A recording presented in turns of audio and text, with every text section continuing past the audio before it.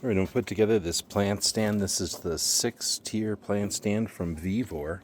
Got the instructions here. It's really simple to set these up. It's about 10 minutes to 6 when we're starting this. Let's see how long it takes. Really am impressed with how well everything is tied down, how well these wheels are going to work. Really a great unit so far. One of the neat things, one of the options with this 6-shelf unit is they give you enough of these end pieces and enough wheels that you can set it up as 2-wheeled 3-shelf carts or 1 taller cart. And they give you enough wheels to do it either way. In my experience, once you get the first rack in, the rest of them are pretty simple.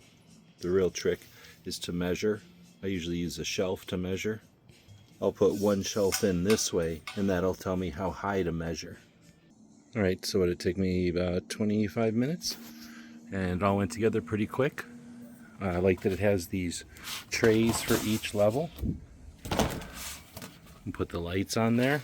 Did have a little help from this guy, but he was mostly supervising. Didn't take any tools. They do give you a wrench for the wheels. Really impressed with how sturdy this is and how well the finish is. Hope this helps.